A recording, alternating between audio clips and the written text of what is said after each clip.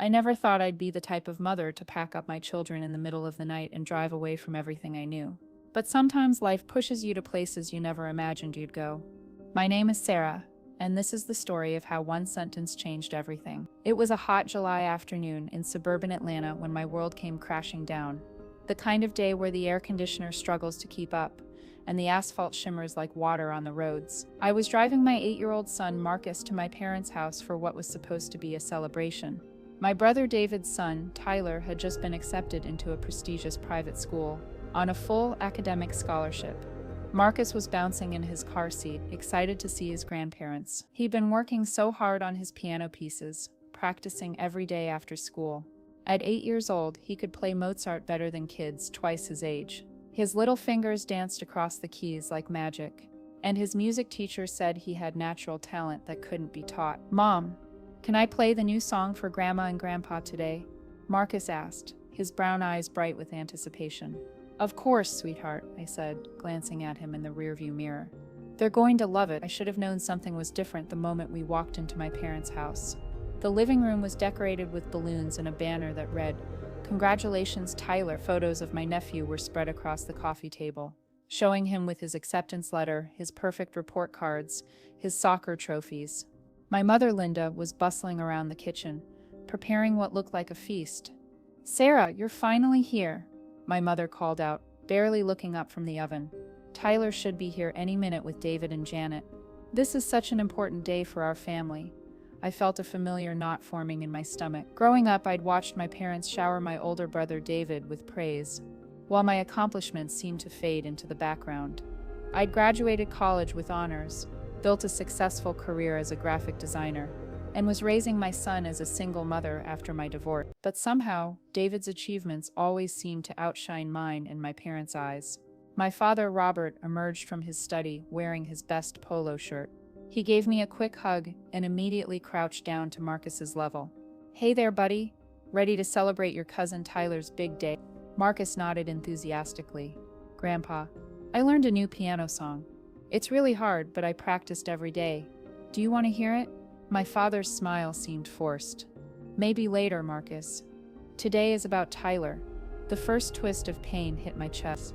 I watched my son's face fall slightly, but he recovered quickly, the way children do.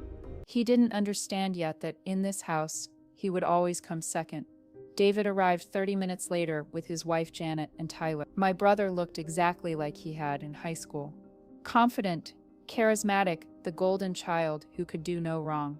Tyler, now 12, had inherited that same easy confidence. He was tall for his age, athletic, and carried himself with the assurance of someone who had never doubted his place in the world. "There's our scholar," my mother exclaimed, rushing to embrace Tyler. She held him at arm's length, beaming. "We are so proud of you, sweetheart. Tell everyone about the school."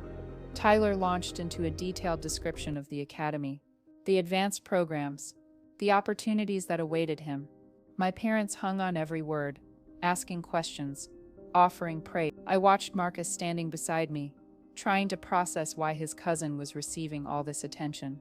"Tyler, you're going to do amazing things," my father said, his chest puffed with pride. "This family has always produced exceptional people." We moved to the dining room for lunch. The table was set with my mother's best china, the kind she only brought out for special occasions.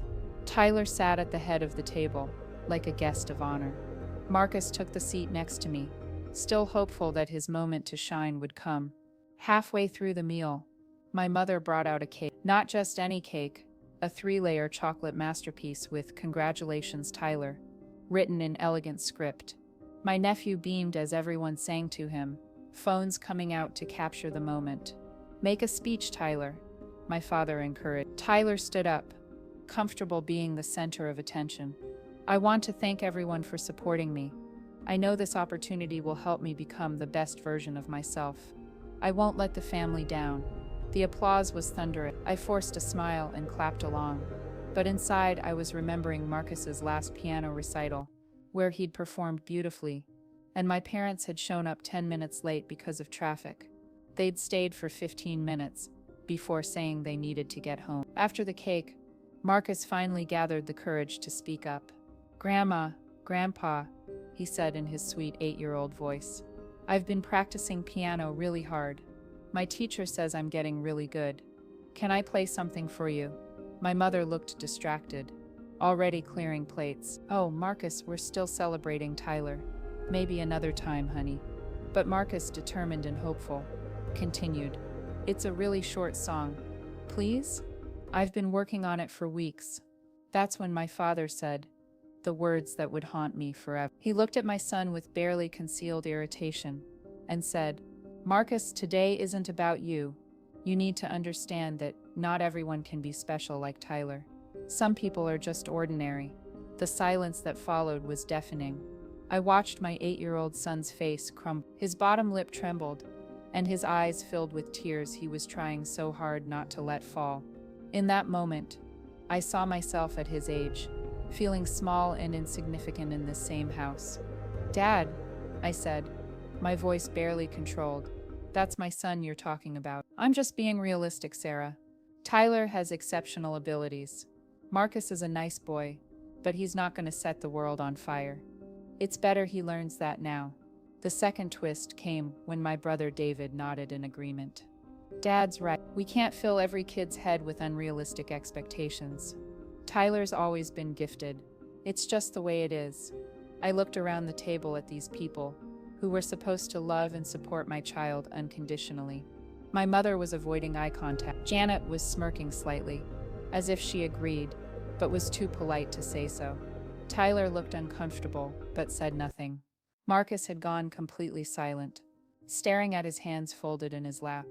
Come on, Marcus, I said, standing up. Let's go home. Sarah, don't be dramatic. My mother finally spoke up.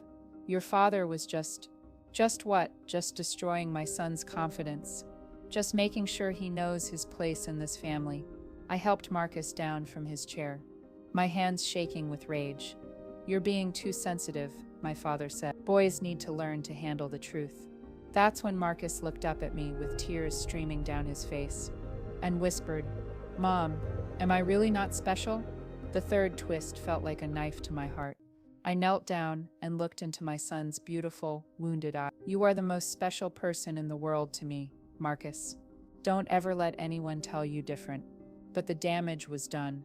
I could see it in his posture, the way his shoulders had slumped, how small he looked in that dining room full of people who should have been lifting him up. We left without saying goodbye to anyone. In the car, Marcus was quiet for a long time. Finally, he said, Mom, why doesn't Grandpa think I'm special like Tyler?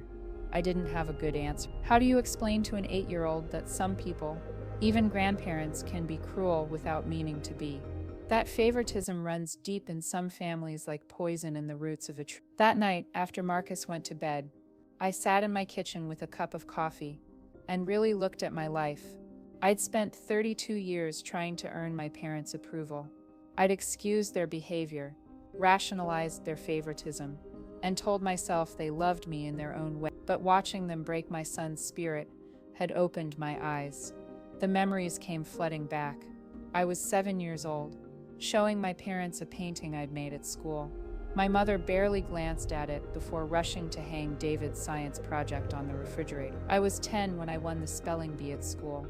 My father patted my head and said, "Good job," then spent an hour talking about David's basketball game. Every achievement felt hollow, every celebration cut short by something more important happening in David's life. My divorce 3 years ago had been partly about this too. My ex-husband, Tom, had grown tired of watching my parents dismiss our son. "They'll never change, Sarah," he'd said during our last fight. "And you'll never stop hoping they will." He wasn't wrong, but I wasn't ready to hear it then. The worst part was realizing that Marcus had been experiencing this rejection since he was a toddler. When Tyler took his first steps at 10 months, my parents threw a party. When Marcus walked at 11 months, they said, "That's nice, honey," and went back to discussing Tyler's daycare achievements. I'd been so desperate for their approval that I'd failed to protect my son from the same pain I'd carried my whole life. I realized this wasn't just about one bad day. Marcus had been experiencing this subtle rejection his entire life. At Christmas, Tyler got expensive electronics while Marcus got books. At birthdays, Tyler's parties were elaborate affairs, while Marcus got small family dinner. I'd told myself I was imagining things, that I was being too sensitive, but the signs had been there all along. Marcus had stopped asking to call his grandparents months ago.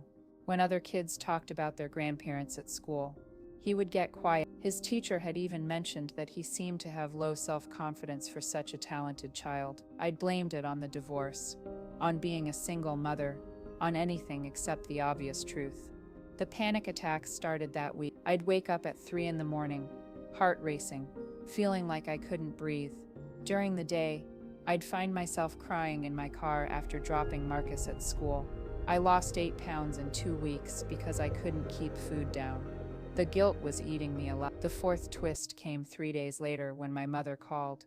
"Sarah, you really overreacted the other day. Your father feels terrible, but you have to understand, he was just trying to teach Marcus about the real world, by telling him he's not special, by comparing him to Tyler in front of everyone. Tyler is exceptional, honey. You have to admit that. Marcus is a sweet boy." But I hung up on her. For the first time in my life, I hung up on my mother. That evening, I made a decision that would change everything. I started researching piano teachers in other cities. I looked at job opportunities, schools, neighborhoods where Marcus could grow up without the shadow of his perfect cousin hanging over him. The fifth twist came when Marcus's piano teacher, Mrs. Henderson, called me 2 weeks later. "Sarah, I have incredible news. There's a youth music program in Seattle that's offering Marcus a scholarship. His audition video was outstanding. They want to work with him. A scholarship for my ordinary son, for the boy my parents thought wasn't special." I took it as a sign. I didn't tell my family about our plans. I spent the next month quietly arranging everything. I found a job in Seattle, enrolled Marcus in a new school, found us a small apartment near the music center. I told my boss I was relocating, found a moving company, and slowly started packing our life. The hardest part was the financial sacrifice. The job in Seattle paid 20% less than my current position, and the cost of moving across the country was draining my savings. There were nights I lay awake wondering if I was making a terrible mistake, if I was being too dramatic, if I should just try harder to make things work. But then I'd remember Marcus's face at that dinner table, the way his shoulders had slumped when his grandfather called him ordinary. No amount of money was worth watching my son believe he wasn't worthy of love and respect. Marcus noticed the changes, but didn't ask many questions. Since that day at his grandparents' house, he'd become quieter, more withdrawn. He still played piano, but the joy seemed dim. That broke my heart more than anything. The breaking point came when I found him crying in his room one evening, holding a photo from last Christmas where Tyler was opening presents while Marcus sat in the background. "Forgot." "Mom, why don't Grandma and Grandpa love me as much as they love Tyler?" he asked through his tears. I had no answer. How do you explain to an 8-year-old that sometimes adults fail children in the worst possible ways? That love should be unconditional, but sometimes is. "Maybe if I practice piano more, they'll think I'm special too," he whispered. That night, I knew we had to leave. Not just the house, but this whole toxic dynamic that was poisoning my beautiful boy's spirit.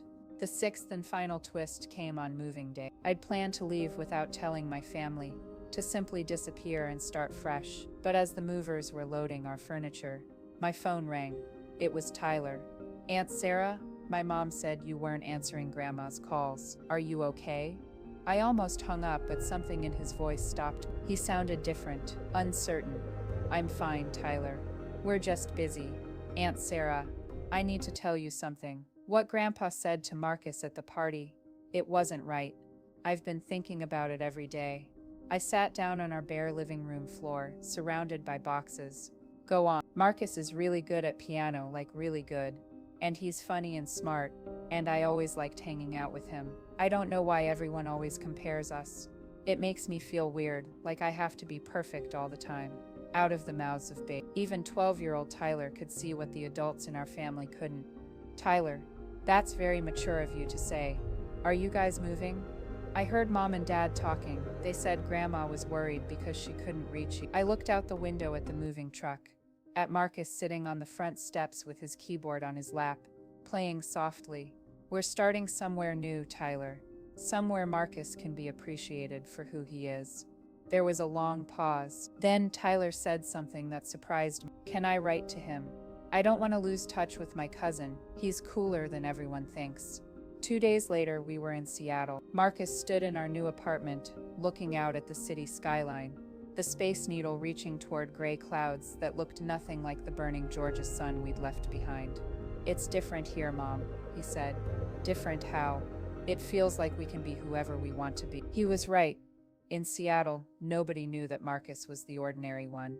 Nobody expected him to live in Tyler's shadow. His new piano teacher was amazed by his talent. His classmates appreciated his gentle humor and kindness. Slowly, I watched my son bloom like a flower that had finally found the right soil. I didn't speak to my parents for 3 months. They called, sent emails, even had David reach out, but I wasn't ready. I needed time to heal from a lifetime of feeling second best, and I needed Marcus to build his confidence without their voices in his head. When I finally answered my mother's call, her first words were, "How could you just disappear like that? We've been worried, Sarah." I did what I had to do to protect my son. "Sarah, you're being ridiculous. We love Marcus. You have a funny way of showing it, Mom." The conversation that followed was painful but necessary. I told my parents exactly how their favoritism had affected me growing up, and how I refused to let them do the same thing to Marcus. I explained that love wasn't just about providing food and shelter. It was about making a child feel valued and supported. My father got on the phone, and for the first time in my life, I heard him say he was sorry. I didn't realize how it sounded, he said. I was frustrated about something else that day, and I took it out on Marcus. That wasn't fair. It wasn't a perfect apology, but it was a start. 6 months after we moved to Seattle, Marcus performed in his first recital at the Youth Music Center. The piece he played was complex and beautiful, and he performed it flawlessly. In the audience, I watched parents wipe tears from their eyes as my ordinary son moved them with his extraordinary gift. After the performance, Marcus ran to me, his face glowing with pride and accomplishment. "Mom, did you hear? Miss Patterson said I might be ready for the advanced program next year." "I heard, sweetheart. I'm so proud of you. Do you think Grandpa would think I'm special now?" I knelt down and took his face in my hands. "Marcus, you don't need anyone else's permission to be special. You are special because you're kind, talented, hardworking, and brave. That's not something anyone can give you or take away." He thought about this for a moment, then nodded solemnly. "I think I understand now, Mom. We didn't leave because I wasn't good enough. We left because they couldn't see how good I already was." My 8-year-old son had figured out what it took me 32 years to learn. Today, Marcus is thriving in Seattle. He's made friends, excelled in school, and grown into his musical talents in ways that amaze me every day. We visit my parents twice a year now, but on our terms. They've made efforts to change, to be more mindful of their words and actions. It's not perfect, but it's better. Tyler and Marcus have maintained their friendship through letters and video calls. My nephew has become one of Marcus's biggest supporters, often calling to hear him play new pieces over the phone. The hardest part of this whole experience wasn't leaving my family or starting over in a new city. It was forgiving myself for not protecting my son sooner, for all the times I let him sit in that shadow, believing that family loyalty meant accepting unacceptable behavior. I learned that sometimes the most loving thing you can do as a parent is remove your child from a toxic situation, even when that situation involves people you love. I learned that it's never too late to choose your child's emotional well-being over other people's comfort. Most importantly, I learned that ordinary is extraordinary when you're talking about your own child. Every child deserves to feel special in their family. Every child deserves advocates who will fight for their dreams and defend their worth. Marcus still asks me sometimes why we had to move so far away from everyone we knew. I tell him that sometimes we have to create distance to gain perspective, to see clearly what we couldn't see up close. But we found our way to where we needed to be, didn't we, Mom? "Yes, sweetheart, we did. Looking back, I don't regret taking my son and leaving that day. I don't regret the sleepless nights of packing and planning, the fear of starting over, or the difficult conversations that followed. Because in choosing to leave, I chose my son. I chose his dreams, his confidence, his right to feel valued and loved unconditionally. And that choice led us to a life where Marcus wakes up every morning, knowing he's special, not because he's better than anyone else, but because he's exactly who he's supposed to be. If this story touched you, please like, comment, subscribe to our channel, and don't miss the other stories we've prepared with love just for you.